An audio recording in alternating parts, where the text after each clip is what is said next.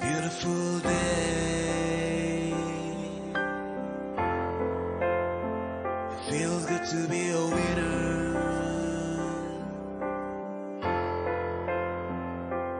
Winning is sure today. All I'll do is give them praise.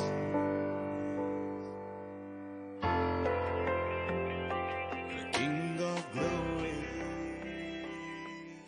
Père très saint, une fois de plus, reçois ma reconnaissance.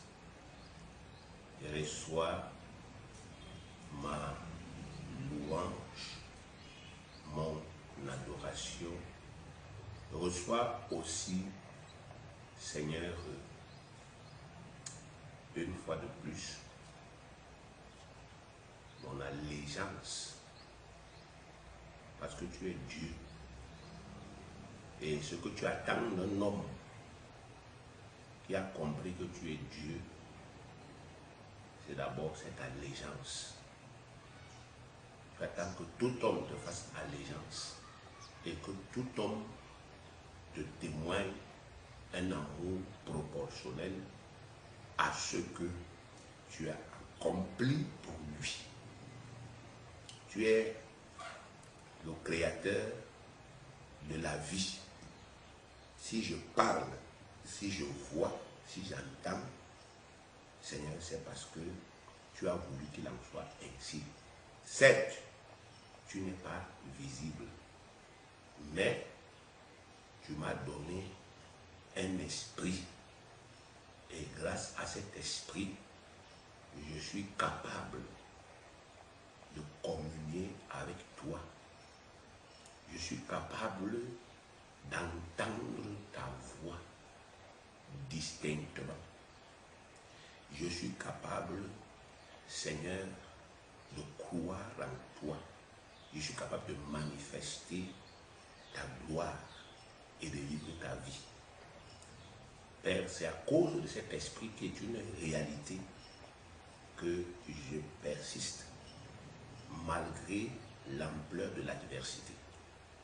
Donc aujourd'hui, c'est encore avec une pleine conviction que je désire communiquer ta volonté à ton peuple. Je ne doute point, Père, je n'ai aucun doute. Et je l'ai dit, non pas par vanité, pas avec gloire, pas vantardise. Je l'ai dit et je le redis, Père, tu es vrai, ta parole la vérité. Et même s'il m'arrive de mourir sans jamais voir l'accomplissement des promesses sur la terre, ça ne change rien. Tu es vrai. Je ne prie plus parce que c'est un jour souffre. Je ne prie plus parce que j'ai envie d'être riche. Je prie parce que je sais que ce ministère que tu m'as confié est vrai. Je sais que ce salut est vrai. J'en ai de preuves tangibles. Je sais que cette puissance est disponible et que c'est la seule et l'unique puissance dont le monde a besoin pour vivre en sécurité. Donc je prie et j'œuvre parce que j'ai cette foi. Tu m'as permis de parvenir à cette pleine conviction dans le Père Céleste. C'est pourquoi je continue de faire fi des critiques, des jugements, Père éternel, de ceux qui n'ont pas la même expérience que tu m'as permis d'avoir avec toi, qu'ils soient les membres de ton peuple ou bien qu'ils ne le soient pas. Père très saint, ce que tu m'as permis de voir, ce que tu m'as permis de vivre, Papa mon Dieu, mon roi, ce sont des faits. C'est pourquoi, Seigneur, je persiste, Papa, dans la diffusion de cette parole, parce que je sais qu'elle est la vérité et je sais qu'elle est soutenue par ton esprit, en sorte que si quelqu'un y croit, Seigneur, il le reçoit. Bénis encore dans nos Père Céleste la dispensation de ce matin et que dans nos Père Céleste, cette parole, comme elle sortait de la bouche du Seigneur Jésus, sorte encore de la mienne, Papa, par la force de ton esprit, avec puissance, avec droiture, avec exactitude, avec autorité, pour apporter la vie dans les cœurs de ton peuple, pour les décider, pour les déterminer dans nos Pères célestes, non seulement à croire, mais à agir selon tes lois pour obtenir dans nos Pères célestes. Papa mon Dieu, mon roi Seigneur, les bénédictions qui leur appartiennent grâce à la croix de Christ. Au nom du Seigneur Jésus-Christ soit béni. Amen. Que Dieu vous bénisse. Nous allons achever aujourd'hui notre merveilleux séminaire sur les clés bibliques de la prospérité financière et matérielle. On va faire la dernière partie. Allons voir les dernières clés spirituelles. Nous avons commencé lors du dernier enseignement à voir les clés spirituelles qui permettent à cette prospérité financière et matérielle d'être une réalité. Ça, nous avons commencé à voir dès notre avant-dernier enseignement. C'était centré sur les clés spirituelles. Et nous avons dit que les clés spirituelles sont des lois. Ce sont des lois que Dieu a inventées et que Dieu a établies pour nous permettre à nous, son peuple, de pouvoir attirer à nous sa puissance. Et or, c'est cette puissance-là seule qui peut accomplir, n'est-ce pas, effectivement, ses desseins sur la terre. C'est la puissance de Dieu seule qui peut accomplir les desseins de Dieu. C'est l'Esprit de Dieu seul qui peut accomplir les desseins de Dieu. Nous sommes nés de nouveau, nous avons cet esprit en nous. Mais vous allez constater que ce n'est pas tous les chrétiens qui prospèrent à tous égards. Même s'ils sont tous nés de nouveau, ce n'est pas eux tous qui s'enrichissent. Ce n'est pas eux tous qui accèdent aux ressources de Dieu. C'est une réalité. Donc si vous faites une étude purement statistique à cet effet, vous allez voir que vous entrez dans une église, vous voyez qu'il y a 50 chrétiens authentiques qui sont nés de nouveau. Ils ont tous le Saint-Esprit. Donc ils ont la puissance de Dieu en eux.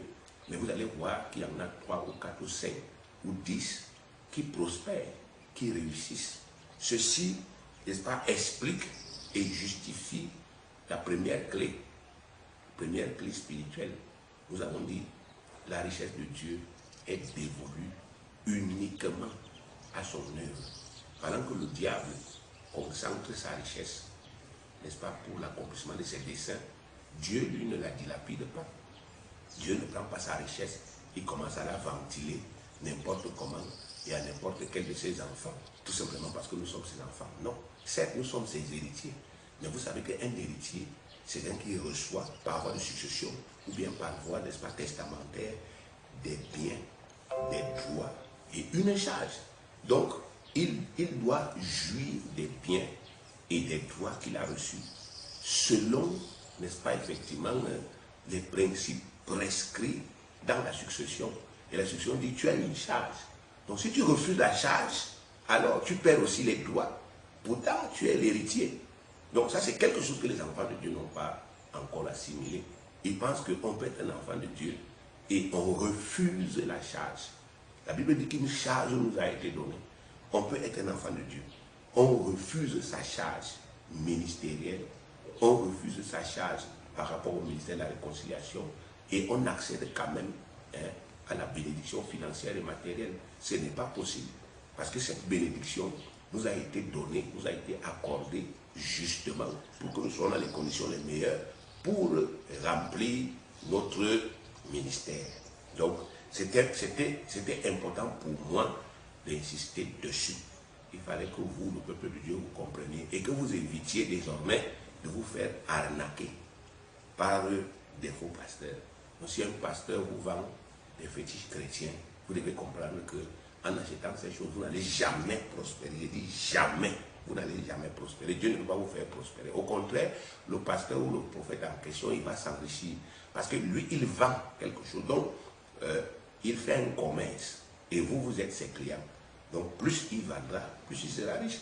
Mais vous, vous ne serez jamais riche. Parce qu'effectivement, bien aimé, on ne peut pas s'enrichir en passant son temps à acheter des amulettes ou bien des fétiches chrétiens. Non, ça ne peut pas nous enrichir. Vous pourrez être riche dans la possession de ces choses. C'est-à-dire vous aurez toutes sortes d'huiles de faveur, toutes sortes de cailloux, de crucifixes, de chapelets, et je ne sais pas quoi d'autre. Vous aurez tout ça chez vous, mais ça ne vous servira à rien. Tandis que lui, il aura votre argent. Et il pourra, n'est-ce pas, effectivement, vivre une vie abondante sur le plan financier et matériel. Donc, il est important que vous compreniez que nous devons d'abord faire allégeance à Dieu. Nous devons d'abord commencer par faire allégeance à notre Dieu, à notre Père. Nous devons l'aimer pour ce qu'il est. Nous devons l'aimer pour ce qu'il a fait pour nous en Jésus-Christ et par Jésus-Christ. Et nous devons l'aimer pour ce qu'il a fait de nous. Il est important que nous puissions apprendre à aimer ce que Dieu a fait de nous et ce que Dieu nous a rendu capable de faire pour lui et pour le Christ. Donc, qu'est-ce que Dieu a fait de Pierre? Pierre était un pêcheur de poissons, mais Dieu a dit que tu es un pêcheur d'hommes. Donc, ça, c'est la vision de Dieu sur Pierre. Et gloire soit rendue à Dieu parce que Pierre a accepté cette vision. Donc, c'est la même chose aujourd'hui. Nous étions, n'est-ce pas, effectivement, comme la Bible dit, errants. Chacun suivait sa propre voie, la voie de ses pensées. Il y en a qui pensaient que je voudrais être, n'est-ce pas, pilote, d'autres qui pensaient que je voudrais être, je ne sais pas, médecin. Et puis un jour, Dieu arrive, il dit, non, toi, voici ce que je pense de toi. Toi, tu es pasteur, ou bien toi, tu es prophète, ou bien tu es prophétesse. Ça, c'est la vision du Seigneur. Et vous savez, quand nous, on a déjà appris à aimer notre propre vision, il y a quelque chose qui se passe. Ça veut dire que l'amour que nous avons dans notre cœur pour notre propre vision de nous-mêmes, cet amour s'oppose à la vision de Dieu. Et c'est pour ça que quand Dieu nous appelle, nous voyons, n'est-ce pas, effectivement, que nous allons perdre, n'est-ce pas, notre rêve que nous avions de nous-mêmes. Et nous cherchons des voies et des moyens pour essayer de biaiser, mais ça ne marche pas. Ça ne marche pas parce que nous avons appris à aimer la vision que nous nous sommes donnés de nous-mêmes. Sans commencer d'abord par demander à Dieu qu'est-ce que lui-même il pensait de nous, puisqu'il est le Créateur. C'est le Créateur qui connaît exactement à quoi doit servir chaque chose qu'il a créée, à quoi doit servir chaque être humain qu'il a créé, parce qu'il sait quels sont les talents qu'il a mis en chacun de nous. Donc c'est important pour nous de revenir d'abord à la vision initiale de Dieu, parce que c'est quand nous sommes dans cette vision, bien aimés, que nous sommes en communion avec Dieu. Aussi longtemps que Pierre hésitait, parce que vous savez, ce n'est pas la première fois que Jésus lui a parlé qu'il l'a accepté. Hein? Non. Jésus a rencontré l'apôtre Pierre 3 fois. Et c'est à la troisième, n'est-ce pas, rencontre que, lorsqu'il y a eu la pêche miraculeuse, que l'apôtre Pierre s'est décidé à suivre le Seigneur. Il a accepté cet appel. Et plus tard, on voit qu'il ne l'a jamais regretté. Parce qu'il s'est progressivement retrouvé à l'intérieur. Il a compris que c'est ça en réalité que je dois être. C'est ce travail-là qui m'épanouit. Donc ça s'adresse particulièrement à ceux qui sont appelés au ministère. Mais à côté, même si quelqu'un n'est pas appelé au ministère, il est appelé, n'est-ce pas, à s'impliquer dans le ministère de la réconciliation. Les enfants de Dieu qui vivent sans mettre en avant le ministère de la réconciliation, sans mettre en avant ce que Dieu fait sur la terre, Dieu ne peut pas investir ses biens dans leur vie, parce qu'ils vont utiliser ces biens à autre chose. Et ces biens-là, d'une manière ou d'une autre, pourront contribuer même, n'est-ce pas, à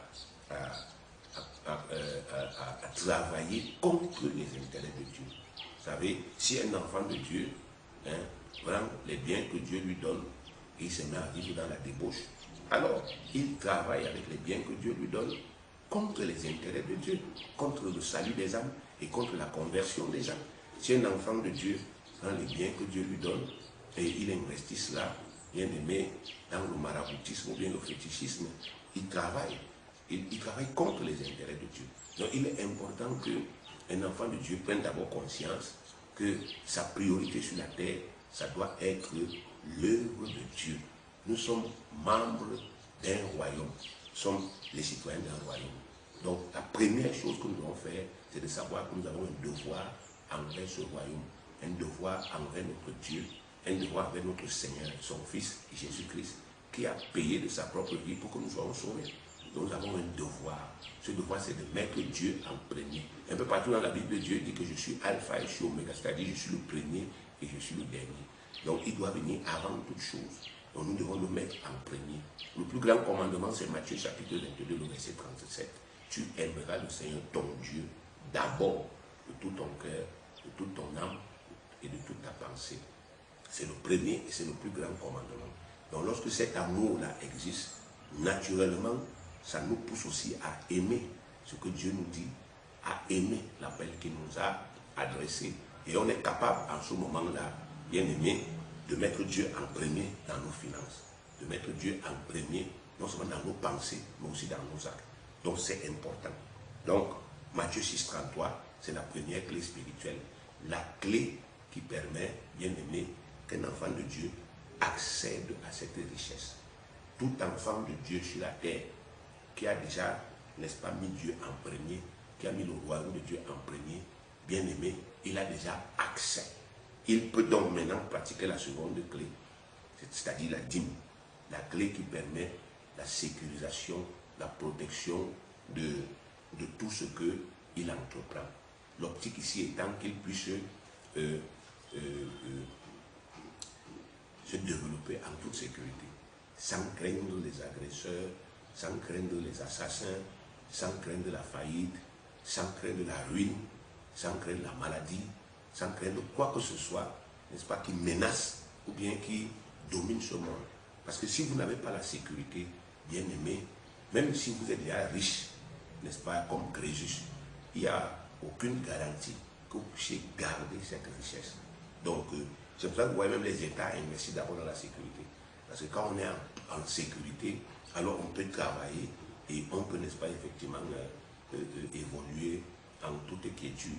Mais quand il n'y a pas cette sécurité-là, alors, même au plus haut niveau de notre prospérité, on peut, n'est-ce pas, connaître des faillites à cause de l'action et de l'activité des esprits diaboliques. Donc, l'enfant de Dieu doit savoir se mettre en sécurité en payant avec amour sa dîme. Et nous l'avons montré que la dîme, c'est une loi perpétuelle. Donc, que ce soit avant la loi, que ce soit pendant la loi, que ce soit après la loi, bien aimé, les citoyens du ciel doivent payer la dîme à Dieu en toutes circonstances, n'est-ce pas? Pendant qu'ils sont sur la terre, ils doivent payer la dîme en tout temps, pardon, en tout temps. Tant qu'ils sont sur la terre, ils doivent payer la dîme à Dieu. Aujourd'hui, on paye la dîme à Jésus-Christ, parce qu'il est le sacrificateur, selon l'ordre de Melchisédek, à perpétuité. Jusqu'à présent, Jésus-Christ continue d'intercéder pour nous dans le ciel. Alors nous devons payer la dîme au Seigneur Jésus-Christ. Donc apporter la dîme, le dixième de tout ce que nous possédons, de tout ce que nous recevons, nous apportons ce dixième-là dans la maison de Dieu, afin que ceux des frères et sœurs qui ont été appelés par le Seigneur Jésus-Christ au ministère aient aussi tous leurs besoins comblés et qu'ils travaillent en toute quiétude. Donc voilà la raison d'être de la dîme. C'est pourquoi quand quelqu'un pratique la dîme, bien aimé, il récolte la protection. Mais nous avons aussi dit qu'à côté de la dîme, il faut être honnête dans les affaires. L'honnêteté, c'est l'équité ou la justice. Vous devez absolument être honnête dans toutes vos affaires. Parce que la malhonnêteté n'est pas de Dieu. Proverbe 11, verset 1. La balance fausse est en horreur à l'Éternel, mais le poids juste lui est agréable. Proverbe 20, verset 23. L'Éternel a en horreur deux sortes de poids, et la balance fausse n'est pas une bonne chose. Le monde qui nous entoure, bien aimé, il prône la corruption, il prône le vol, il prône l'escroquerie, la tromperie dans les affaires. Les gens du monde pratiquent ces choses parce qu'ils croient que c'est des moyens plus rapides pour s'enrichir. Mais la parole de Dieu affirme sans l'ombre d'un doute que ces pratiques apportent plutôt la faillite à coup sûr. Vous savez, nous sommes dans le monde. Les gens du monde, eux, ils pensent que lorsque tu es un escroc, par exemple, tu es un fonctionnaire des impôts ou bien du trésor, tu es au niveau du trésor, alors c'est toi qui es chargé de payer les gens qui ont travaillé pour le pays. Toi, tu établis une loi qu'avant que je paye à quelqu'un son argent, j'exige d'abord qu'il me donne 10% ou 15% ou même 30%. Il y avait, n'est-ce pas, effectivement, eu à Bavaria avec quelqu'un de la trésorerie qui avait dit que eux, ils prélèvent 30%. Et il était fier. Bien aimé, aujourd'hui, cet homme est décédé. Mais il est décédé en laissant sa famille dans la misère. Pourtant, il a passé son temps à manger les 30% des autres. Dieu lui dit que les 30% là, cette escroquerie là, ça ne vous enrichit pas. Vous savez, ça peut paraître banal. Parce qu'à côté, vous allez voir quelqu'un qui pratique ça, qui pratique cette corruption-là, et qui a des biens, et qui a des maisons, et qui a, n'est-ce pas, des voitures. Vous allez voir quelqu'un qui vient d'être magistrat. À peine il est magistrat, bien aimé, il commence à construire une maison, il achève, et puis, n'est-ce pas, effectivement, il achète une voiture après. Bref, il a de l'argent. Parfois, les autres magistrats qui sont même plus anciens que lui, hein, n'ont pas ce que lui là, parce que lui pratique la corruption. Sur chaque personne qui vient pour qu'il rende justice, il prélève quelque chose. Bien aimé, Dieu dit que ce type d'argent-là, ça appauvrit, ça n'enrichit personne. Et la parole de Dieu, c'est la vérité. Que vous le croyez, que vous ne le croyez pas, ça ne change rien. Si vous pratiquez ça, sachez que vous êtes pauvre. Proverbe 10, verset 2. Les trésors de la méchanceté ne profitent pas, mais la justice délivre de la mort.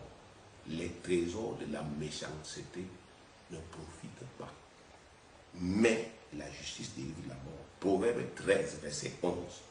La richesse mal acquise diminue, mais celui qui amasse peu à peu l'augmente. Vous comprenez? La richesse mal acquise diminue. Un bien mal acquis ne profite point. Il a déjà établi ces lois. Que vous le vouliez ou pas, ces lois-là sont inamovibles. Elles ne sont pas violables. Il n'y a pas un homme, il n'y a pas un État, il n'y a pas un gouvernement sur la terre qui puisse aller à l'encontre de ces lois et qui puisse prospérer. Ce n'est pas possible. Parce que ce sont des lois qui ont été établies par le Créateur des cieux et de la terre. Donc ce sont des lois inaliénables, ce sont des lois immuables. Si un chrétien fait les affaires et il est malhonnête, bien aimé, il ouvre une porte. Même s'il paye la dîme, il va faire faillite. S'il est malhonnête, s'il adopte les stratégies du monde, la corruption, le vol, l'escroquerie, n'est-ce pas, effectivement, s'il l'injustice, il retient les salaires de ses employés, ou bien encore il est sous-payé, alors, bien aimé, s'il fraude, il est sûr que, bien aimé, il est sûr qu'il a déjà un pied dans la pauvreté, peu importe l'ampleur de sa richesse. Donc c'est pour cela que si vous voulez être en sécurité, vous devez non seulement payer la dîme, c'est vrai, mais vous ne devez pas user de fraude ni de malhonnêteté dans les affaires. Voilà en ce qui concerne la sécurité et la protection.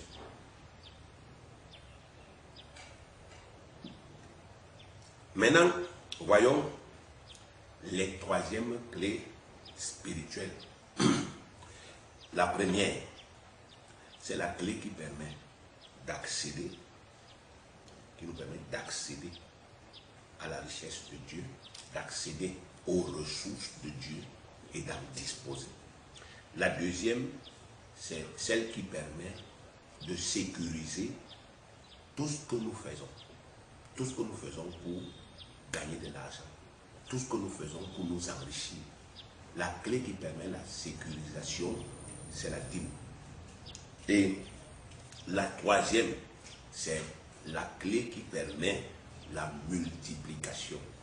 C'est-à-dire, lorsque nous gagnons de l'argent, alors, pour que ce que nous gagnons se multiplie, alors il y a une autre clé que nous devons pratiquer. La clé qui permet la multiplication des revenus, c'est l'offrande. L'offrande, c'est un don volontaire qu'on fait à Dieu. La dîme n'est pas une offrande. La dîme, c'est un impôt. La dîme a un montant fixe. Si vous gagnez 1 million, la dîme, c'est 100 000. Si vous gagnez 10 000, la dîme, c'est 1000 francs. Donc, celui qui paye fidèlement sa dîme de 1000 francs et celui qui paye fidèlement sa dîme de 100 000 font la même chose. personne parmi les deux ne dépasse l'autre.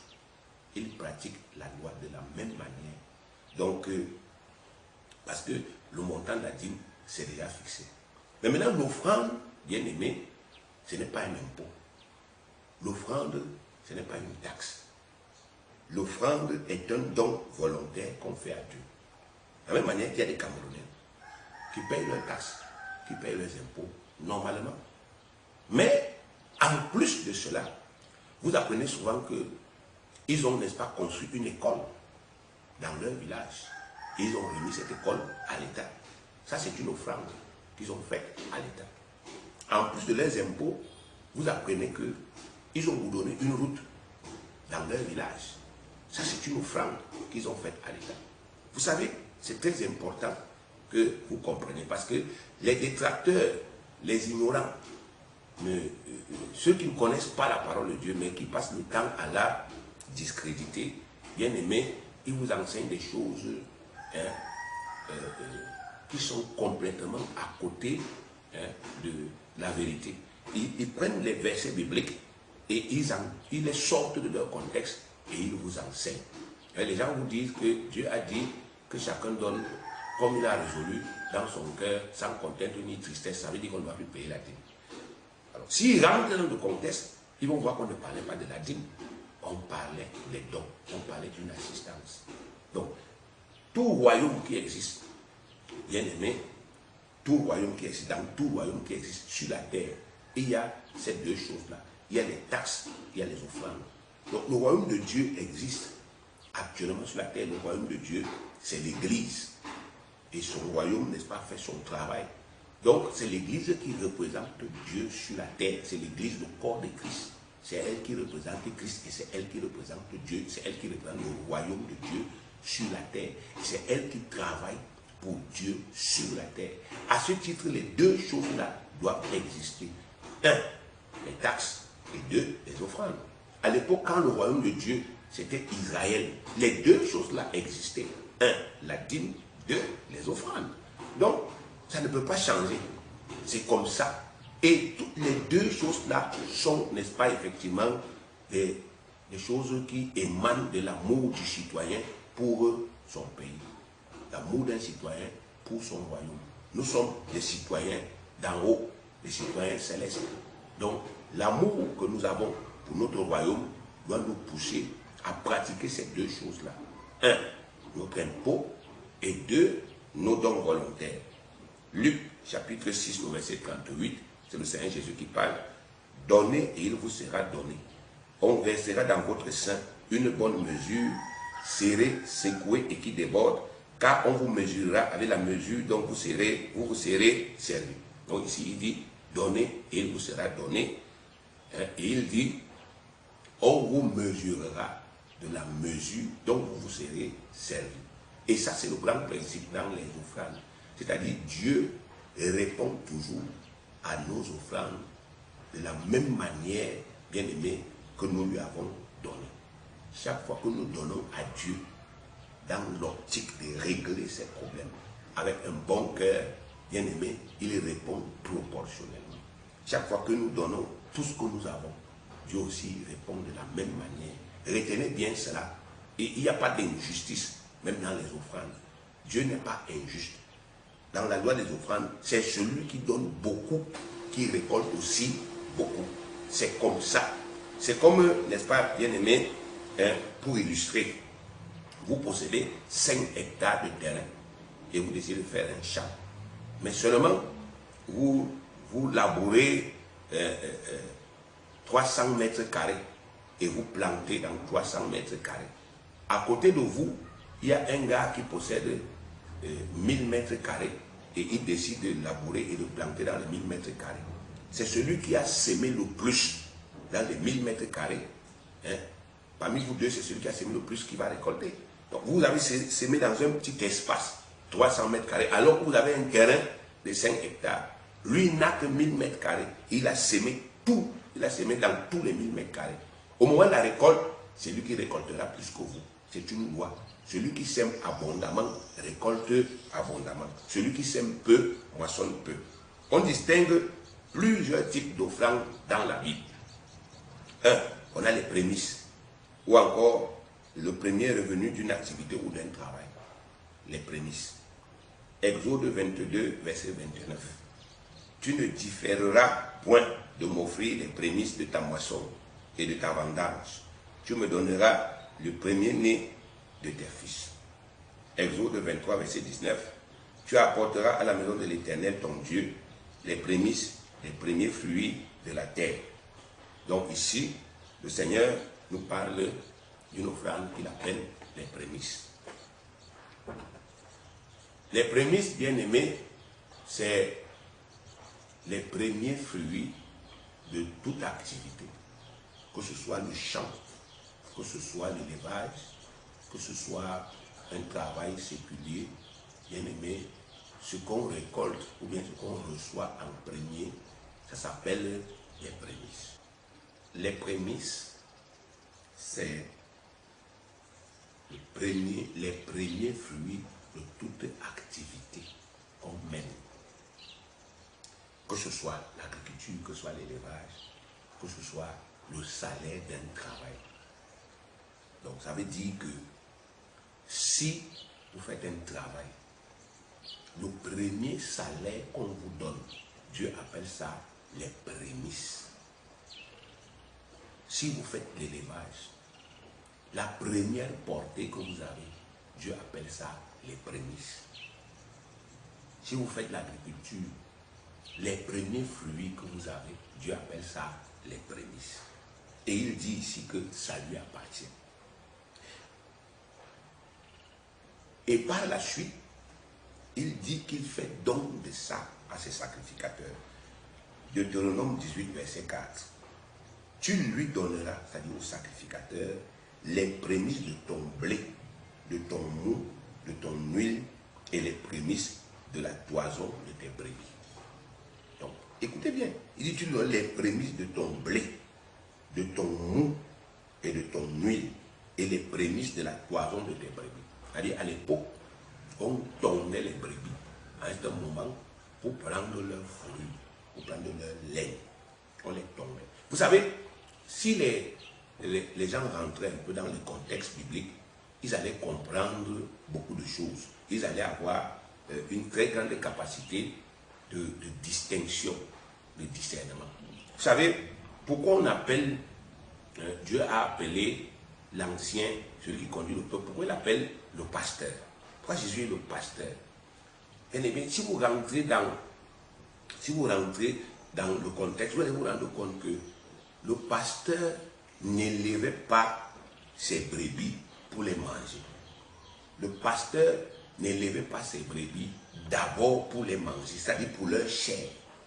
Il les élevait pour deux choses, pour le lait et pour la laine. Donc les brebis étaient, n'est-ce pas, effectivement, un fonds bien aimé de commerce pour le pasteur. Donc elles produisaient au pasteur, au berger ou bien au propriétaire de la laine et, n'est-ce pas, effectivement, du lait. Donc entre les brebis et le pasteur, il y avait une relation bien aimée d'amour. Parce que le pasteur savait ce qu'il gagne derrière ses brebis. Ces brebis lui produisent du lait, ces brebis lui produisent la laine. Il peut simplement vendre sa laine, ou bien même une femme, il peut en faire des couvertures, il vend. Son lait, il peut seulement le vendre, simplement le vendre, il a de l'argent, ou bien alors son lait, il peut, n'est-ce pas, effectivement, le transformer, il fabrique des fromages, ainsi de suite. Donc c'est pour cela que les pasteurs aimaient leurs brebis. Parce qu'effectivement, ces brebis-là les nourrissaient. Il arrivait qu'on puisse immoler une brebis pour manger, ça arrivait. Mais ce n'était pas d'abord pour ça. Plus le troupeau d'un pasteur était grand, plus sa production de laine était grande, plus sa production, bien aimée, de lait était aussi grande. Et c'est pour ça que le pasteur, dans son amour pour ses brebis, il en prenait soin. Donc il les soignait, il investissait sur ses brebis. Ça c'est très important. Le pasteur investissait sur les brebis. Il se débrouillait pour que les brebis mangent tous les jours, pour qu'elles aient de l'eau, pour qu'elles soient soignées, ainsi de suite. Donc il en prenait soin, parce qu'il connaissait leur importance. Or, ce n'est pas le même rapport qui existe aujourd'hui entre les pasteurs de l'Église et leurs ouailles. Les pasteurs de l'Église aujourd'hui considèrent les brebis comme des personnes, n'est-ce pas, effectivement, qu'on doit simplement exploiter et qu'on peut même tuer si c'est nécessaire pour pouvoir s'enrichir. Donc, les pasteurs de l'Église aujourd'hui ne partagent plus ce qu'ils possèdent avec les brebis. Donc, les brebis sont là. Même si vous n'avez pas de travail, le pasteur ne se préoccupe pas de vous aider à avoir un travail. Même si vous n'avez pas, n'est-ce pas, effectivement, de mari, il ne se préoccupe pas de vous aider à vous marier. Vous avez des difficultés, il ne prend pas soin. Mais il vous enseigne seulement la loi. Donnez, donnez, donnez. Et parfois, les gens sont stressés parce qu'on ne s'occupe pas on ne les considère pas comme des personnes importantes. Donc, il est important que vous corrigiez, bien aimé, vos pensées. Et tous les jours, les gens sont frustrés. Mais, bon, il n'y a personne à qui ils peuvent, n'est-ce pas, effectivement, se confier. Alors qu'ils ont besoin juste d'un peu d'amour pour pouvoir retrouver, comment vous appelez ça, toute leur fierté, tout leur amour de soi, et pour pouvoir affronter la vie. Donc, les brebis faisaient confiance naturellement au berger, parce que le berger les nourrissait tous les jours. Jésus a dit que je marche devant, mes brebis me suivent, elles connaissent ma voix, elles ne suivront pas quelqu'un d'autre, parce qu'elles savent que c'est le gars-ci qui nous amène toujours là où il y a la nourriture, là où il y a l'eau, c'est le gars-ci qui nous soigne, c'est le gars-ci qui nous protège, et ainsi de suite. Chaque fois qu'il y a un ennemi qui vient, nous on a déjà vu, il s'interpose. Donc le pasteur risque même parfois sa vie pour ses brebis. Vous avez l'histoire de David, et on dit que quand le lion venait, il affrontait le lion. Donc c'est important que vous compreniez ça. Et alors, donc, pour en revenir à ce qui nous intéresse, en Israël, les gens qui possédaient des brebis avaient aussi, bien aimé, de la laine. Et Dieu dit ici que les prémices de la toison de tes brebis, ça appartient au sacrificateur. Les prémices, n'est-ce pas, de ton huile, c'est-à-dire que si tu as des oliviers, la première huile que tu vas récolter là, ça appartient au sacrificateur. Tu as un champ, les prémices de ton blé, ça appartient au sacrificateur. Tu as une vigne, les prémices de ton mou, si tu fabriques du vin, ça appartient au sacrificateur. Bon, vous voyez bien aimé que Dieu n'était pas stupide. En le faisant, il permettait à ces sacrificateurs de l'époque de ne manquer de rien, ni de l'huile, ni du blé, ni de la viande, ni, n'est-ce pas, effectivement, de la laine, etc. Donc, les sacrificateurs, au temps de la loi, bien aimés, ne manquaient de rien. Ça explique pourquoi ils travaillaient plus facilement, ils travaillaient plus aisément. Parce qu'à travers les lois que Dieu avait établies, Dieu les avait comblés. Dieu avait permis que leurs besoins soient comblés par eux. Donc, il faut que nous comprenions cela. Donc, le don des prémices apporte l'abondance à celui qui le fait honnêtement. Quand quelqu'un donne ses prémices de façon honnête, ça lui apporte de l'abondance. C'est ce qui est écrit. Proverbe 3, verset 9 à 10. Honore l'Éternel avec tes biens. Donc, quand tu apportes tes biens à la maison de l'Éternel, tu lui fais honneur. Et avec les prémices de tout ton revenu, alors tes greniers seront remplis d'abondance et tes cuves regorgeront de l'eau. Ici, il s'agit de Salomon. C'est le roi Salomon qui nous parle. Il dit, honore l'Éternel avec tes biens et avec les prémices de tout ton revenu. Alors tes greniers seront remplis d'abondance et tes cuves regorgeront de l'eau. Vous savez, bien aimé, c'est à cause des prémices que Abel avait été déclaré juste par Dieu et que Caïn avait été rejeté. La Bible dit que Caïn était agriculteur et cultivateur et Abel était éleveur. La Bible dit que Abel a offert les prémices de sa première portée. Il a offert ça, toute la première portée. Je ne sais pas combien c'était. Il a offert ça à Dieu. Donc il a tout immolé. Vous imaginez, quelqu'un a un troupeau. Et puis peut-être il a, je ne sais pas, 20 moutons qui naissent.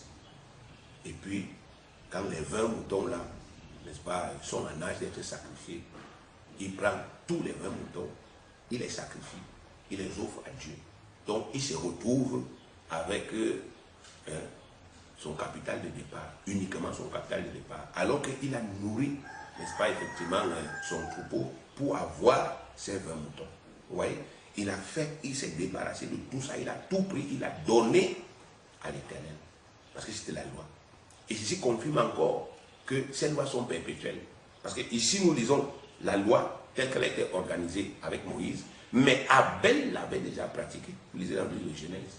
Abel a pratiqué la loi des prémices. Ça veut dire, comme je vous le disais, même par rapport à la dîme, ce sont des lois perpétuelles. Donc les gens ne viennent pas vous raconter autre chose. Tant que le royaume de Dieu existe, ces lois existeront. Mais Caïn, quand tu as lu, qu'est-ce qu'il a fait? Il a volé Dieu. Dieu n'a pas agréé l'offrande de Caïn. Il a pris, n'est-ce pas, effectivement, une part de ce qu'il avait récolté. Il est venu donner. Alors qu'est-ce qu'il devait passer? Qu'est-ce qui devait se passer? Il devait, n'est-ce pas, effectivement, prendre le capital.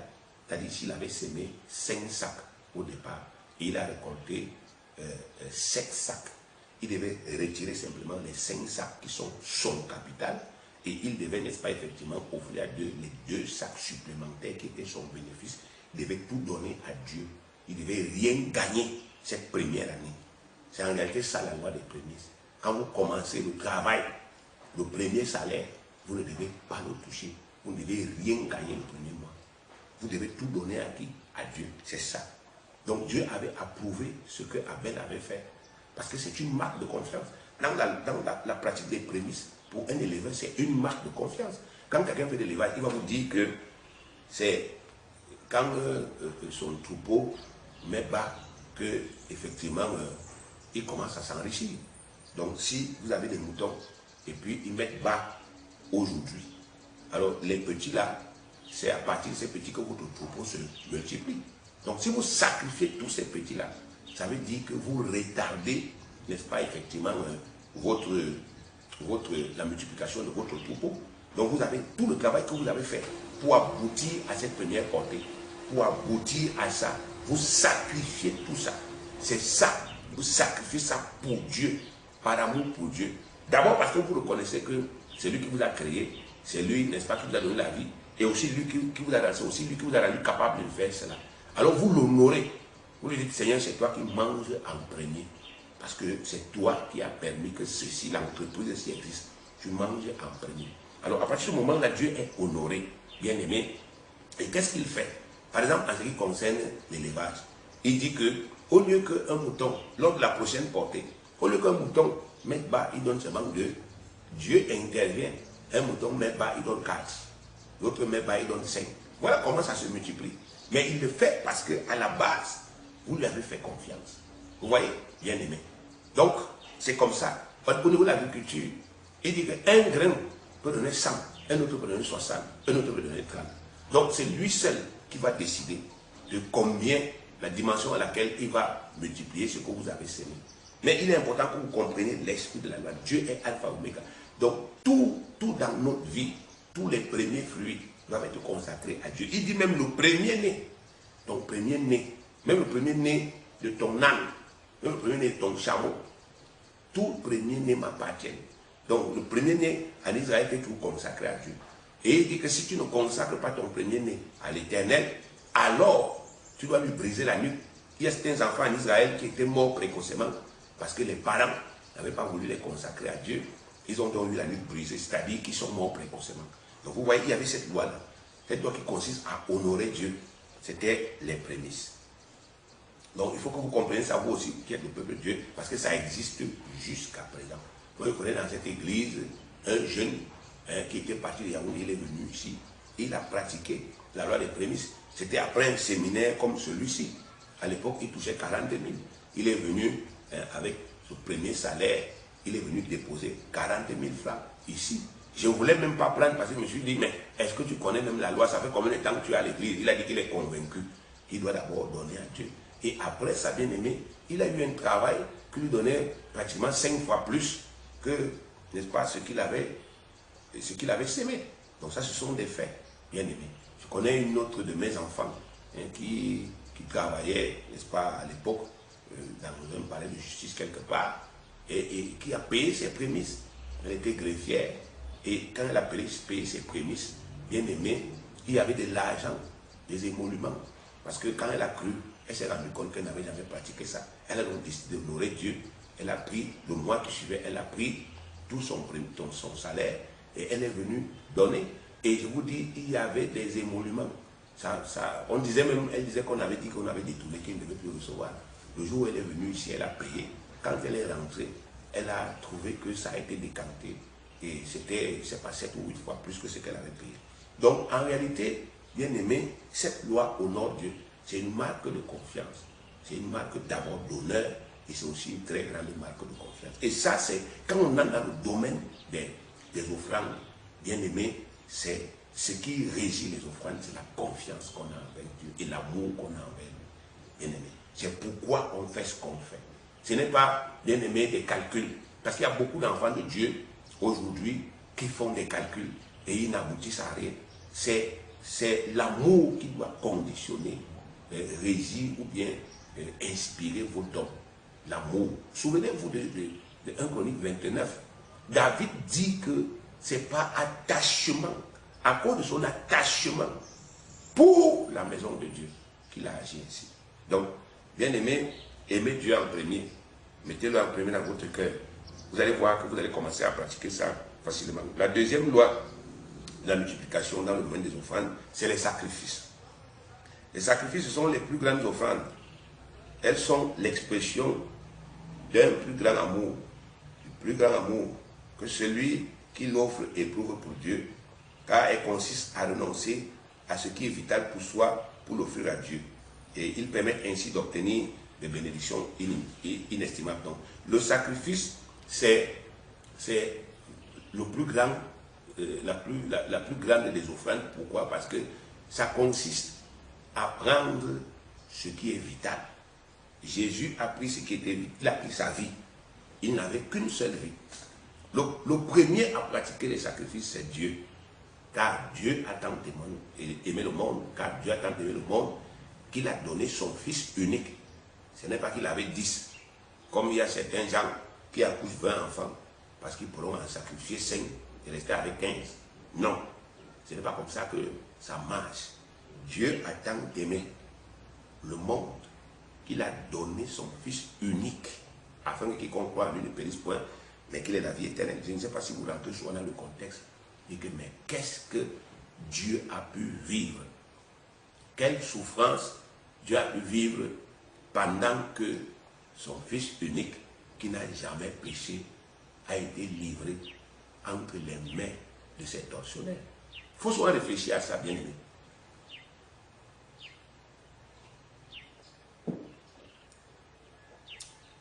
Et vous allez comprendre, n'est-ce pas, tout ce que, la grandeur de ce que Dieu a fait. La Bible dit qu'il n'avait qu'un seul fils, mais il a sacrifié. Ce fils-là, lui-même, il dit qu'il ne s'est pas sacrifié avec tristesse. Il a dit, il n'y a pas de plus grand amour que de donner sa vie pour ce qu'on est. Imaginez-vous, bien aimé. Et Philippiens dit qu'il s'est rendu obéissant jusqu'à la mort et la mort de la croix. Il est allé avec amour. Il a donné sa vie pour Dieu et pour moi avec amour. Il a perdu sa vie. Ce n'était pas un jeu, il est vraiment mort. Donc le sacrifice est la plus grande offrande parce que le sacrifice consiste à prendre ce qui est vital pour soi et à nous donner à Dieu avec joie.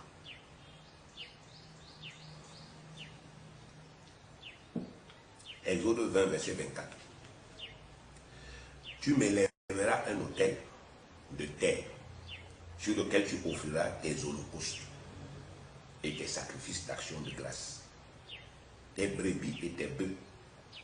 Partout où je rappellerai mon nom, je viendrai à toi et je te bénirai. Je viendrai à toi et je te bénirai. 1 Chronique 29, verset 3. Ici, il s'agit de l'exemple du roi David que je citais tantôt. Quand il a contribué, apporté sa contribution pour la construction du temple. Il dit, de plus, dans mon attachement pour la maison de mon Dieu. Dans mon attachement. Regardez les motifs pour lesquels, bien aimé, il a fait ce qu'il a fait. Dans mon attachement pour la maison de mon Dieu, je donne à la maison de mon Dieu l'or et l'argent que je possédais en propre. Outre tout ce que j'ai préparé pour la maison du sanctuaire. Il dit, l'or et l'argent que je possédais encore. Et si vous continuez le récit, il a vidé tous ses comptes. Ce n'est pas un jeu. Bien aimé, je suis pas en train de vous dire, allez vider vos comptes.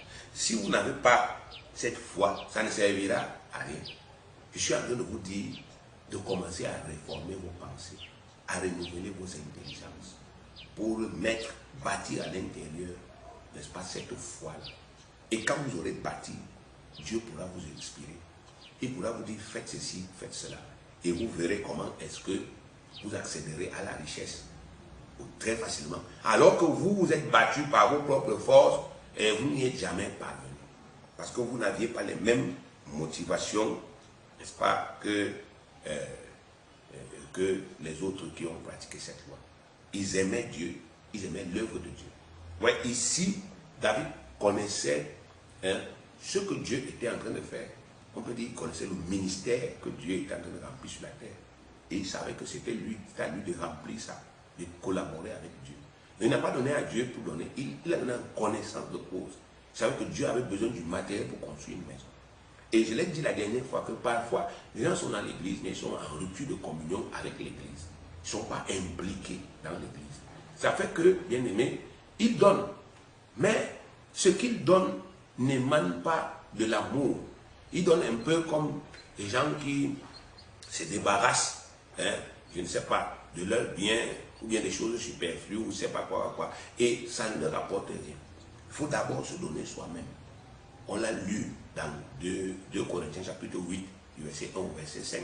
Et si vous relisez 2 Corinthiens chapitre 8, du verset 1 au verset 5, vous allez vous rendre compte que les gens dont il est question dans ce récit, l'apôtre Paul dit que, ils se sont donnés au Seigneur, 2, ils se sont donnés à l'apôtre Paul. Donc ils se sont impliqués dans son ministère. Ils ont dit, nous sommes avec toi. Nous nous donnons à toi. Nous sommes avec toi, nous nous impliquons avec amour. Est-ce que l'apôtre Paul était parfait? Non. Commettait-il des erreurs? Oui. Mais les gens là eux-mêmes, ils étaient parfaits? Non. Ont-ils critiqué l'apôtre Paul? Non. Ils ont reconnu que non. C'est lui qui nous a amenés à Christ. C'est lui qui nous a prêché cet évangile qui nous sauve aujourd'hui. C'est lui qui nous a appris, n'est-ce pas, tout ce que nous connaissons aujourd'hui. C'est lui qui nous a montré. Il a dit, on prie comme ça. C'est lui qui nous a appris à ne plus faire de confusion entre Dieu et son Fils Jésus. C'est lui qui nous a appris à connaître les choses spirituelles. Ce que nous faisons aujourd'hui, là, c'est parce qu'il s'est sacrifié, il s'est dévoué à nous. Il nous a aimés, il a payé le prix, il a abandonné sa maison, il a renoncé à fonder même une famille pour se dévouer. Il s'est consacré à nous. Et ces gens-là ont répondu à l'amour de Paul proportionnellement. Ils se sont aussi dévoués à lui et ils l'ont assisté avec joie. Vous voyez? Donc, il est important que vous appreniez, vous appreniez à aimer Dieu d'abord et avoir une intimité avec Dieu. Le reste suivant. Vous savez, je vous ai lu au début de ce séminaire, je vous ai lu l'histoire, bien aimé, de ce jeune homme riche. Il pratiquait la loi. Mais le jour où Jésus lui a dit, va, vends tout ce que tu possèdes, distribue-le aux pauvres, viens et suis-moi. Bien aimé, ce jeune homme est parti, on dit qu'il est parti étant triste. Et il n'a pas fait ça. Pourquoi? Mais parce que, bien aimé, l'amour de Dieu, ce n'était pas ça qui était premier en lui. S'il avait l'amour de Dieu, il avait la communion avec le Seigneur, il devait comprendre le sens de ce commandement. Mais ce commandement n'était pas pour l'appauvrir. Ce commandement, c'était pour l'amener à faire un sacrifice. Ce qu'il devait récolter, c'est comme le Seigneur a dit dans les autres 20, verset 24, je te bénirai. Donc si le Seigneur Jésus lui disait, va, vends tout ce que tu possèdes, distribue-le aux pauvres, et maintenant, tu vas récolter 7000 fois. Il allait le faire. Vous voyez? Parce qu'il était déjà attaché à la richesse. La richesse avait plus d'importance dans sa vie que, n'est-ce pas, effectivement, le Seigneur. Et le Seigneur voulait le sauver, voulait le délivrer de cet amour pour la richesse. Parfois, Dieu le fait. Tu te poses la question de savoir pourquoi tout le temps Dieu est en train de te dire, prends ceci, tu peux donner. Prends cela, tu peux donner. Peut-être même tu as prêté de l'argent à un frère. Dieu te dit, ne lui demande plus. Et tu te poses la question, pourquoi est-ce que Dieu le fait? Dieu a envie de te délivrer de l'attachement à l'argent. Dieu veut te donner de l'argent, mais il ne veut pas que tu sois attaché. Dieu ne veut pas que tes rapports entre toi et tes frères ou tes sœurs soient déterminés par l'argent. Il ne veut pas ça. Il ne veut pas que tu aimes quelqu'un parce que, n'est-ce pas, effectivement, cette personne est fidèle dans le domaine de l'argent envers toi, ou bien parce que cette personne a de l'argent. Il ne veut pas que tu aimes quelqu'un parce que cette personne, n'est-ce pas, effectivement, t'a remboursé le crédit, l'argent que tu lui avais prêté à temps. Il veut que tu aimes ton frère bien-aimé uniquement parce qu'il est ton frère, parce que vous êtes membres d'une même famille. Et si ton frère, n'est-ce pas, même s'il est malhonnête, s'il a mangé ton argent, tu dis à Dieu, Père, c'est ton fils qui a mangé. Tu te rends grâce parce que tu es juste, tu compenseras. Tu sais à quoi devait servir cet argent. Et tu le fais avec amour pour que, n'est-ce pas, effectivement, bien-aimé, le Seigneur soit glorifié. Ce sont de telles personnes, bien-aimées, qui arrivent à obtenir le milliard. Les gens que l'argent laisse à 37, comme on dit vulgairement. L'argent le laisse à 37. Il ne vit pas pour ça. Il a dominé ça. Connaissant le pouvoir d'achat de l'argent, il a quand même dominé ça à tel point qu'il est capable de faire des sacrifices. Marc 12, versets 43 à 44. Alors Jésus, ayant appelé ses disciples, leur dit, je vous le dis en vérité, cette pauvre veuve a donné plus qu'aucun de ceux qui ont mis dans le tronc, car tous ont mis de leur superflu, mais elle a mis de son nécessaire, tout ce qu'elle possédait, tout ce qu'elle avait pour vivre. Donc, bien aimé, ce n'est pas de l'exagération. Voilà, Jésus, ça, ce n'est pas une parabole. Voici une femme qui a donné à Dieu. On dit qu'elle était veuve, elle était pauvre, mais elle est arrivée à la synagogue, elle a pris tout ce qu'elle possédait, elle a donné pour le Seigneur, pour dire au Seigneur que non, il faut que ça règle un problème. Mais Jésus dit tout ce qu'elle avait pour vivre. Donc il y a cette catégorie d'offrande qu'on appelle des sacrifices. Ça consiste à donner tout ce qu'on a pour vivre à Dieu, par amour et par conviction, pour régler les problèmes dans la maison de Dieu. Et chaque fois que quelqu'un fait un sacrifice, il se met en danger au sens propre. Vous ne pouvez pas faire un sacrifice sans vous mettre en danger. Si vous prenez tout ce que vous avez pour vivre et vous donnez à Dieu, bien aimé, vous vous mettez en danger. Si vous le faites par amour et par conviction, ce danger-là ne vous arrivera jamais. Dieu, d'une manière ou d'une autre, il ouvrira une porte. Si vous êtes en communion avec l'Église, en communion avec le ministère, et vous apprenez que l'Église est en danger. Par exemple, on veut expulser l'Église parce qu'elle a des aïeux de loyer, les loyers impayés, et vous êtes touché dans votre cœur, et vous dites, Seigneur, je prends tout ce que j'ai, m'avait donné pour ça. Je ne veux pas que ça arrive. Il ne faut pas qu'il y ait ça. Alors Dieu vous répondra aussi de la même manière. Si vous êtes, n'est-ce pas, en communion avec l'Église, et vous voyez que l'Église est en train de se battre pour telle chose, et vous dites, Seigneur, je ne veux plus que ces serviteurs de Dieu souffrent pour voyager. Voici ma voiture, c'est tout ce que j'ai, je m'en vais leur donner pour que ça leur appartienne et qu'ils commencent à travailler. Quand ils ont besoin de se déplacer, qu'ils ne pas plus louer une voiture, qu'ils entrent dedans, qu'ils voyagent, qu'ils aillent prêcher l'évangile. Vous venez de faire un sacrifice. Et Dieu dit que il va vous répondre, bien-aimé. C'est important que vous puissiez, bien-aimé, renouveler votre intelligence parce que nous sommes les chrétiens. Ce n'est pas normal que nous qui sommes les chrétiens, qui sommes les héritiers de Dieu, nous ne puissions pas être riches. Ce n'est pas normal. C'est nous qui travaillons pour Jésus sur la terre. Jésus est actuellement le propriétaire de tout l'or qui a sur cette terre, le propriétaire de tout l'argent qui a sur cette terre, le propriétaire de tout homme, même les satanistes, Jésus est leur propriétaire. Ce n'est pas normal que nous qui servons vraiment Jésus, nous ne puissions pas être riches, nous ne puissions pas accéder à toutes les ressources dont nous avons besoin. Ça veut dire qu'il y a quelque chose qui a été déglingué à nous, même sans que nous nous en rendions compte. Il y a quelque chose qui s'est gâté, que Satan a gâté dans nos cœurs. Et ça, c'est ce que Dieu veut rebâtir. L'amour de Dieu, l'amour du Seigneur Jésus-Christ, l'amour du ministère, l'amour de ceux qui sont établis pour nous diriger. Vous savez effectivement que, voilà, actuellement, il n'y a rien dans cette église. Mais vous continuez à prier. Vous n'avez pas besoin de prier. Alors, posez un acte d'amour pour dire, Seigneur, voilà ce que j'ai fait pour que cette église ait à manger. Et alors, si ça vient du fond du cœur, le Seigneur répondra.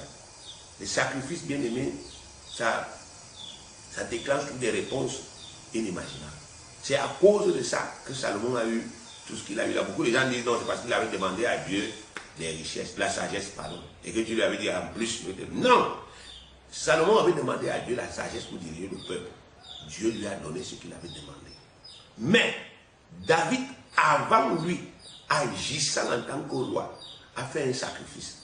Donc Salomon étant le roi qui a succédé à David, il hérite du sacrifice et des retombées du sacrifice que son père a fait. C'est vrai, Dieu dit en plus, il n'a pas seulement ajouté, à cause de la semence de ton père, je te donnerai la richesse, plus qu'aucun autre roi avant toi. Vous voyez? Donc, Salomon était le prolongement de David. La loi, c'est la loi. S'il n'y avait pas eu cette semence, Dieu n'aurait pas pu donner, parce que Dieu respecte ses lois. Il ne fait pas exception de personne. Donc vous devez rentrer dans les contextes. Il ne faut pas analyser comme ça, parce qu'il y a d'autres enfants de Dieu aujourd'hui, ils sont seulement dans la logique de demander. Donne-moi comme tu avais demandé à Salomon. Et ils sont étonnés qu'ils ne reçoivent rien. Non, il y a des lois qu'il faut pratiquer. Et enfin, la troisième loi, c'est, la troisième, n'est-ce pas, effectivement, le troisième type d'offrande, pardon, c'est les libéralités. Les libéralités sont des offrandes qu'on donne chaque fois que Dieu nous sollicite.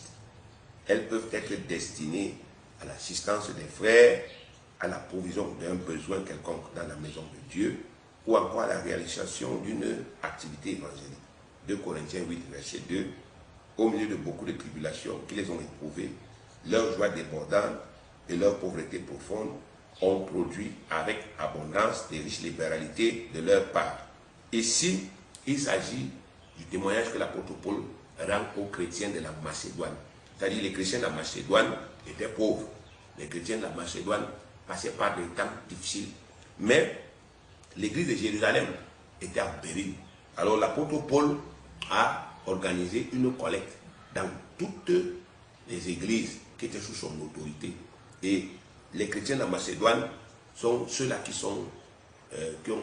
ont sorti la tête de l'eau.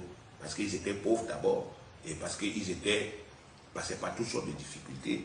Mais l'apôtre Paul dit qu'ils ont donné largement. Ils ont donné même au-delà de ses attentes. Donc c'est pour cela qu'ils citent leur témoignage. Il s'agissait d'une libéralité. Il n'y avait pas un montant.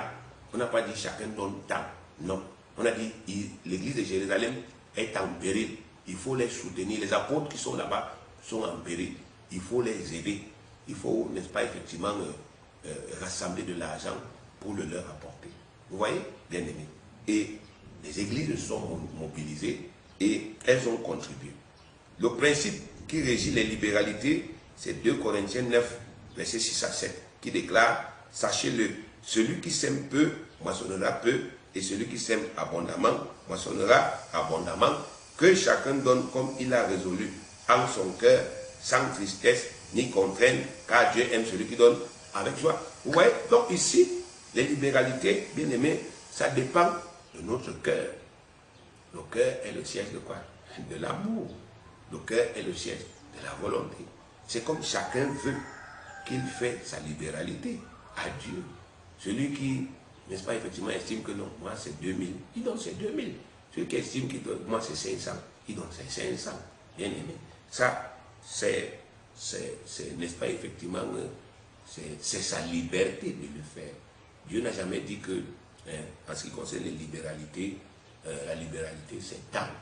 Parce qu'on voit aujourd'hui, dans les églises, on dit offrande de connexion, que tous ceux qui ont 100 000 s'élèvent. Vous voyez, bien aimé. Et les gens se lèvent, ils apportent 100 000. Alors que Dieu a dit que chacun donne comme il a résolu en son cœur, sans tristesse ni contrainte. Et ils disent que celui qui a 100 000 se lève. Et on prie la bénédiction des gens qui ont 100 000. Après on dit que celui qui a 50 000 se lève, on prie pour les gens qui ont 50 000. Après ça on dit le vrac. Donc les gens qui ont les 10 000, les 5 000, levez-vous en vrac, vous venez. Bien aimé, c'est de la contrefaçon, c'est de la sorcellerie. Ces gens-là vous envoûtent. Vous qui allez là-bas, vous êtes possédés. Vous êtes envoûtés. C'est pour ça que vous obéissez comme des moutons, sans aucune intelligence, sans aucune réflexion. Bien aimé, s'il y a des bénédictions pour les gens qui ont 100 000, si vous n'avez pas 100 000, vous faites alors comment? Vous ne serez jamais béni. Bien aimé. Vous voyez, c'est de la foutaise. Dieu a dit en ce qui concerne les libéralités que chacun donne comme il a résolu selon la résolution qu'il a prise dans son cœur, sans contrainte ni tristesse. Donc, chaque offrande est un don que vous faites volontairement à Dieu pour combler ses besoins. Dieu ne vous impose rien. C'est vous-même qui décidez de lui donner parce que vous l'aimez et que vous connaissez ses besoins. Notez bien ça, vous l'aimez et vous connaissez ses besoins. Quand moi je donne à Dieu, bien aimé, ce n'est pas amour. Je m'efforce, j'apprends, comme tout le monde, à pratiquer ses lois, à amour. Beaucoup de gens m'ont déjà dit, tu vas mourir pauvre. Je vous le dis, bien aimé, ils m'ont déjà maudit, tu vas mourir pauvre. Pourquoi? Parce que la manière dont je perçois l'argent et les biens matériels ne correspond pas à ce qu'eux ils pensent. La manière dont, n'est-ce pas, effectivement, je gère ça, ça ne correspond pas à ce qu'eux ils pensent. Eux ils pensent que si je gérais autrement, je m'enrichirais facilement. Mais moi, bien aimé, j'ai été saisi par Jésus. Je n'étais pas ce que je suis aujourd'hui avant que Jésus ne vienne. C'est quand Jésus est venu que la transformation s'est opérée. Alors, ça veut dire aujourd'hui, je m'efforce de couler dans le moule, n'est-ce pas, que Jésus, n'est-ce pas, a formé pour moi. Et c'est quelque chose dont je suis intimement convaincu. Je ne fais pas cet enseignement pour que quelqu'un aille prendre tout son argent et qu'il vienne me donner. Non. Je sais que c'est comme ça que beaucoup de gens interprètent tout ce qu'on dit aujourd'hui sur l'argent. Mais moi, je vais vous dire que l'argent appartient à Dieu. Allez lire Malachie. L'argent lui appartient, l'or lui appartient. Donc on ne peut pas faire un christianisme authentique si on ne parle pas aussi de l'argent. Mais on doit parler de l'argent selon la vérité, selon ce qui est établi. Que ça plaise au monde ou que ça ne lui plaise pas, on s'en fout. Vous savez, le monde nous agresse tout le temps. Je vous ai dit ça. Et il faut être, bien aimé, prêt à défendre votre foi. Vous savez, aujourd'hui, les gens vous disent, ah, tu prends le 10e de ton salaire, tu payes à l'église. Ça, c'est comme si tu es un abruti. Mais vous n'êtes pas capable de leur expliquer le bien fondé de cette loi. C'est pour cela que vous êtes frustré, vous avez même peur. Ah, on a vu comment tu as pris telle chose, tu as donné à l'église.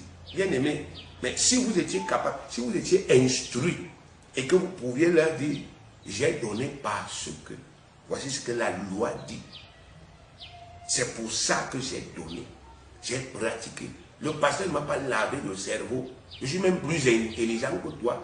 Parce que moi, je connais ce que Dieu a dit qu'on doit faire avec l'argent. C'est Dieu qui a créé l'argent. Et voilà comment il a dit qu'on doit gérer. Le jour où tu vas me voir chez toi pour venir te demander le crédit, chasse-moi. Parce que Dieu a dit que ceux qui font ça, ils prêteront à beaucoup de nations. Ils n'en prêteront point. Il n'est pas un homme pour mentir. Deutéronome 28, lisez du verset 11, verset 14. Vous allez voir. Il dit que si tu obéis, tu prêteras à beaucoup de nations, mais tu n'en prêteras point. Donc il est important, bien aimé, que vous compreniez que c'est cette loi-là seule qui peut vous permettre de multiplier. Donner à Dieu gratuitement, c'est permettre aussi à Dieu de vous faire des faveurs que vous ne méritez pas. Donc quand vous donnez à Dieu gratuitement, vous permettez à Dieu de vous donner aussi gratuitement en abondance. Et quand lui vous donne, il dit dans Philippiens chapitre 4 verset 18, et mon Dieu pourvoira à tous vos besoins selon sa richesse et avec gloire en Jésus-Christ. Donc, bien aimé, à titre de conclusion, ce que je voudrais dire premièrement, c'est que toutes ces lois émanent réellement de la parole de Dieu.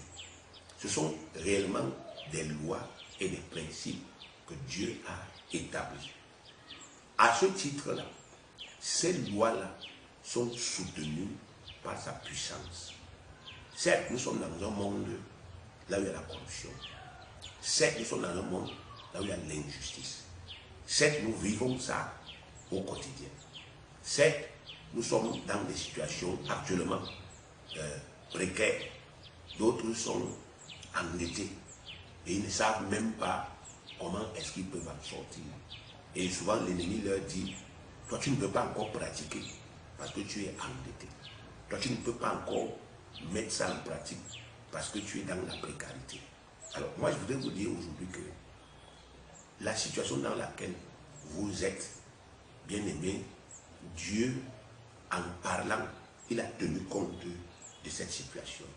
Ça suppose que Dieu a prévu un moyen de vous en sortir. Mais Dieu ne peut pas vous en sortir si vous ne pratiquez pas les lois qui doivent lui permettre d'agir en votre faveur. Donc, malgré les doutes qui se battent pour vous envahir, malgré les craintes, malgré les menaces, n'est-ce pas, qu'il y a dans votre vie, malgré les échéances, prenez la décision de croire en ces principes. C'est une réponse que le Père nous a donnée. Bien aimé, vous savez que c'est le seul aspect dans ce ministère, n'est-ce pas, effectivement, qui ne reflète pas encore totalement la gloire de Dieu. Donc, c'est pour cela que c'est le combat qu'il faut mener aujourd'hui. Les gens vous disent, oui, vous prêchez bien, mais nous ne voyons pas sur le plan financier et matériel, n'est-ce pas, la manifestation de cette richesse. C'est pour ça que Dieu dit, bon, mettez donc ces choses en pratique. Je vais agir envers vous parce que vous êtes ma famille, vous êtes mes enfants. Vous êtes un ministère qui s'est dévoué corps et âme au service du Christ sur la terre. Mettez donc ces lois en pratique et réformez vos pensées. Peu importe la gravité des problèmes que vous avez, peu importe la profondeur des trous dans lesquels vous êtes, je vais vous délivrer de ça. Croyez-le, mettez mes lois en pratique. Bien-aimés, débarrassez-vous de toutes les pressions que le monde essaie d'exercer sur vous. Débarrassez-vous de toutes ces choses-là que vous entendez tous les jours, toutes ces critiques. Débarrassez-vous de ça. Vous ne pouvez pas, bien-aimés, prospérer si vous n'êtes pas d'abord prospère dans votre cœur. Un cœur prospère est un cœur paisible. Satan va tout faire pour vous troubler, mais vous aussi vous devez tout faire pour rester en paix et pratiquer le plus calmement du monde toutes ces clés-là. Donc aujourd'hui, bien-aimés, vous savez que seul Dieu peut faire quoi? C'est ce qui est écrit, n'est-ce pas, effectivement, dans sa parole. Il dit dans 1 Corinthiens 3, verset 6, j'ai planté, Apollos a arrosé, c'est Dieu qui fait croître. 1 Corinthiens 3, verset 6, Dieu dit que c'est lui qui fait croître. Je vous ai enseigné les lois naturelles et je vous enseigne les lois spirituelles. Les lois naturelles, même les païens peuvent les pratiquer, mais les lois spirituelles sont uniquement pour le peuple de Dieu. Vous pouvez travailler, bien aimé, et ne rien récolter si vous ne bénéficiez pas de la protection de l'Éternel. Vous pouvez, n'est-ce pas, effectivement, être riche aujourd'hui et faire faillite si vous ne bénéficiez pas de la protection de l'Éternel. Vous pouvez faire des grands investissements qui ne vont servir à rien si le Dieu qui fait croître ne s'implique pas. C'est pour cela que, bien aimé, vous devez mettre en premier le spirituel. Ce sont les principes spirituels, les lois spirituelles qui priment sur les lois naturelles. Ce n'est pas l'inverse. Donc, vous devez mettre ça en premier. Apprenez donc à les connaître. Apprenez à les comprendre. Apprenez à voir leur beauté, leur grandeur. Ne les regardez plus sous le prisme des critiques du monde. Parce que quand le monde parle des choses de Dieu, c'est toujours pour diaboliser, c'est toujours pour dénaturer, c'est toujours pour mépriser, c'est toujours en termes péjoratifs. Les gens de ce monde ne parlent jamais de nous en bien. Je ne vous dis pas de les détester, bien aimés, mais je vous dis de comprendre quel est l'esprit qui les anime. Ils ne peuvent jamais vous dire que ce que nous enseignons, surtout sur l'argent ou bien sur la guérison, que c'est vrai. Ils n'y croient pas. Ils nous prennent pour des perdus. Donc, mais, bien aimés, nous pouvons faire abstraction de tous leurs jugements. Nous pouvons faire abstraction de tout ce qu'ils disent. Et nous pouvons nous concentrer pour mettre en pratique les lois de Dieu et leur démontrer à travers notre réussite que notre Dieu est réel et que ces lois-là sont efficaces. Parce que lorsqu'ils voient les miracles, ils ne peuvent plus discuter. Donc, partout là où ils vous ont calomnié, ils vont fermer la bouche. Ils vont reconnaître que votre Dieu est vrai et ils vont être attirés par votre évangile. Donc, bien aimé, voilà pourquoi aujourd'hui, vous devez prendre conscience de cette opportunité que vous est donnée. Une opportunité d'accéder réellement aux ressources du Seigneur, aux richesses de Dieu, une opportunité d'être riche pour Jésus, une opportunité d'être nanti pour le Seigneur, de prospérer pour le Seigneur et de devenir une référence. Que Dieu vous bénisse au nom de Jésus.